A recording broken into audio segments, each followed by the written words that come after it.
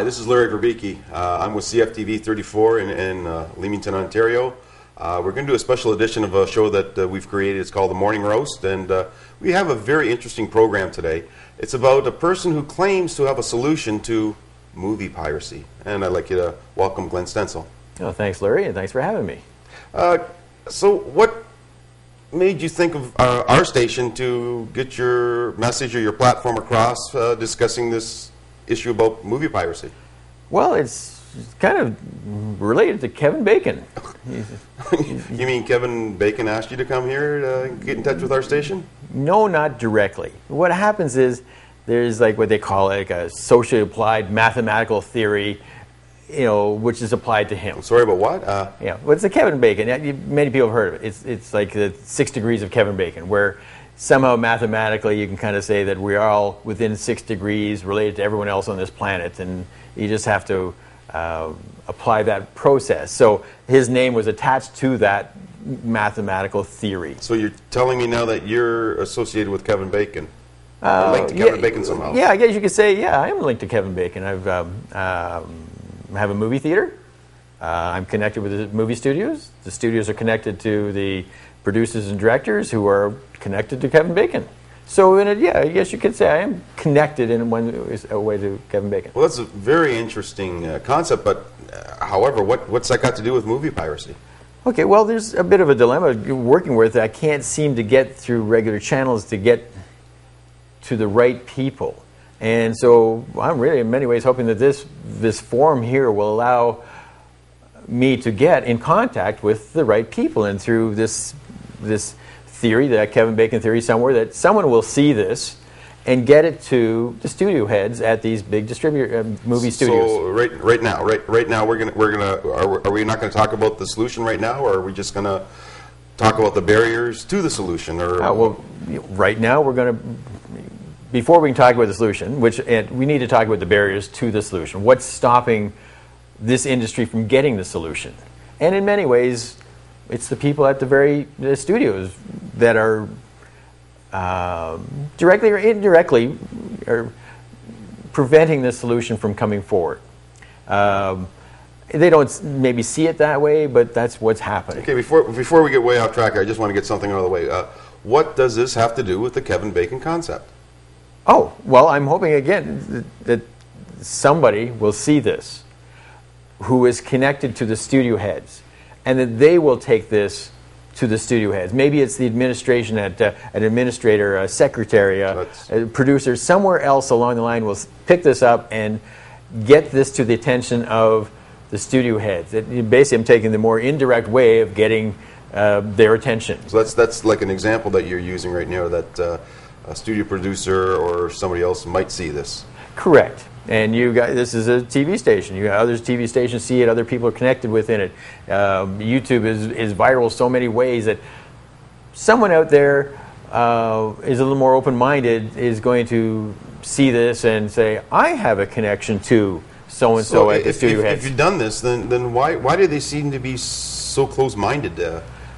Well, this industry, when I say this industry, the movie industry, it's a relatively old industry when you compare it to all the software and computer industry. It's over 100 years old. It's got very large organizations, big companies, and they almost become very bureaucratic, much like governments, and they get so hung up on certain protocols and rules and regulations and procedures that they can't adapt to what needs to be done. So this is, again, saying, well, this process to stop movie piracy is going to take a different approach to it. Channels that I have somewhere, I've actually been to LA 2 years ago, and actually tried to send out documents to various studios, producers, directors, over 400 people somewhere. And they have a policy in this industry, whether it's producers, studios, they will not accept any outside unsolicited proposals.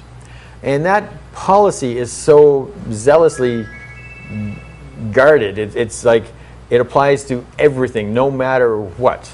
An envelope comes in the door, they send it back. So why would you keep sending them if they keep sending them back? I mean, like, what's actually happening here? Okay, well, actually, when I sent it, I did send them all at one time. Hopefully, again, I was trying to use that Kevin Bacon method, thinking one of these people at a significant level would see this and say, we need to somehow contact or get a hold of me to say this.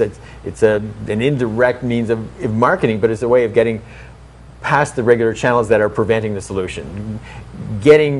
I think, probably for good reasons, there are a lot of people, they think they're protecting these CEOs. They believe it's their mandate to be the filter and everything else, but they don't understand this is a security issue. It's a whole different gamut to solving this. Well, it's gotta suck. I mean, if you can't get through to them, what else can you do then? Well, that's why I'm here on this station, trying to get your help to get this to the right people. Like, how would a small boy from this area, how would they get a hold of you?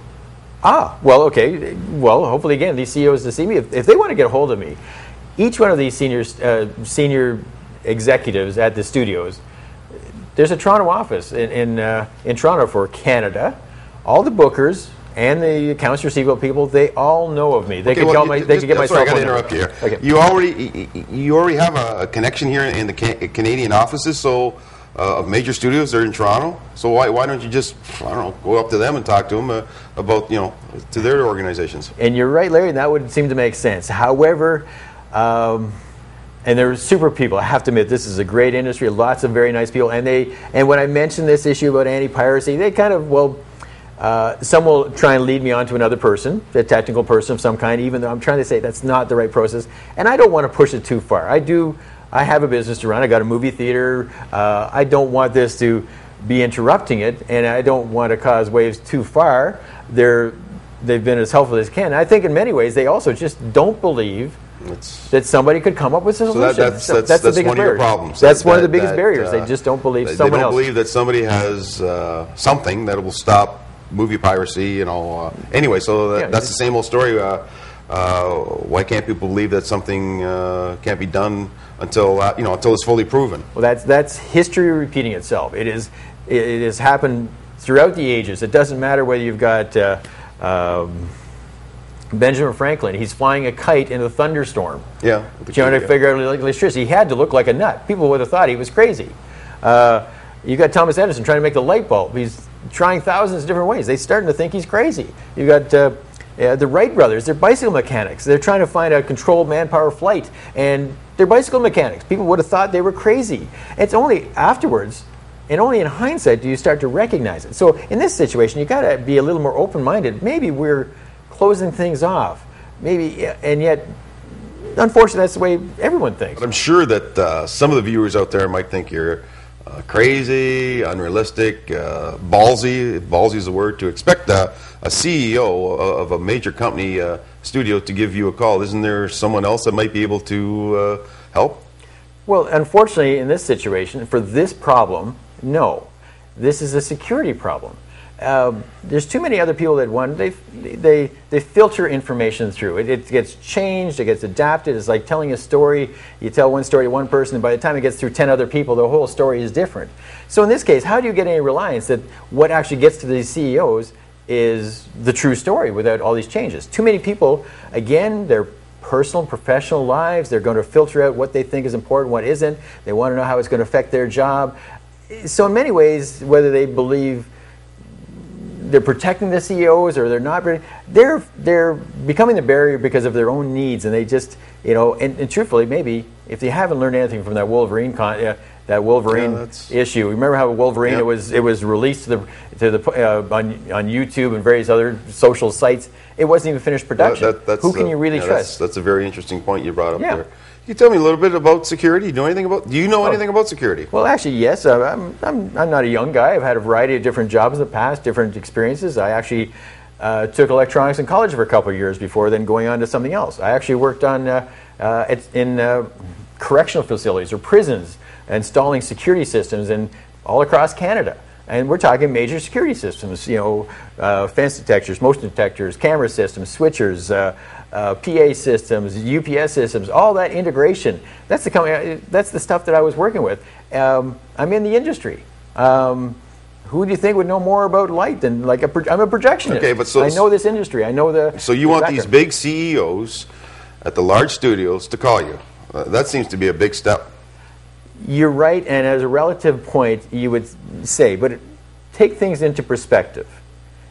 The present way, they've got all these, these studios are willing to fund through the Motion Picture Association lobbying efforts to try and get all these laws changed. They have to then convince all these different Congress people, get it high enough in their interest to be involved. They're trying to get them involved with it to some excitement, get laws changed. And then if they get the laws changed, then they have to get more people involved to kind of say, now we have to go through enforcement, getting people arrested, trying to stop movie piracy that way. And then you need to get the judicial system, get prosecutions. And let's face it, no one's going to go to jail for 10 years for movie piracy. People do drugs do less than that. I mean, it's a reflection. And then that's one country. They have to duplicate that model throughout the world, all the countries in the world, to make it effective. So what you're saying is you have something that could be done prior to? Absolutely. So why would the big movie companies care? Like, what are we talking? Are we talking 1, 2, 5, even maybe up to $10 million? What do they care? We're talking billions of dollars. Billions. Billions and billions. We're talking, let's just do some simple math, multiplying by tens and twos, okay?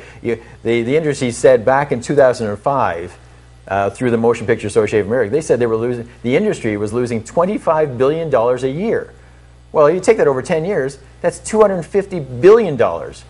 And over 20 years, you have $500 billion. Yeah. It's a serious, serious problem. So you think maybe so for the CEOs to start saying, ooh, risk versus return, hey, to meet with me for half an hour to kind of say, what's could there really be something to this? Is there something completely different? Well, you know what? I really like to thank you for coming, and I'm hopefully that somebody will pick this up, get it out there, and get it to the studios, the CEO studios. However, in the case that doesn't go completely, sideways, crazy. If Kevin Bacon's listening out there, what do you want to say to Kevin?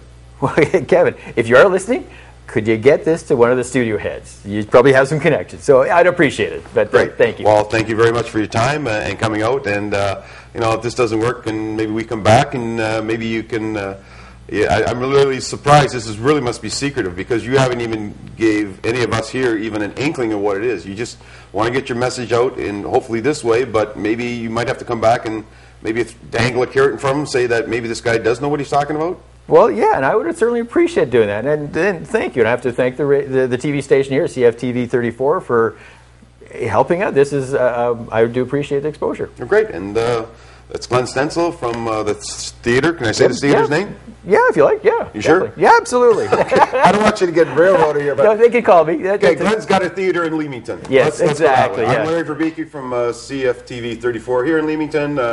Wrapping up another edition of Morning Roast. Thanks for watching. Take care. Bye.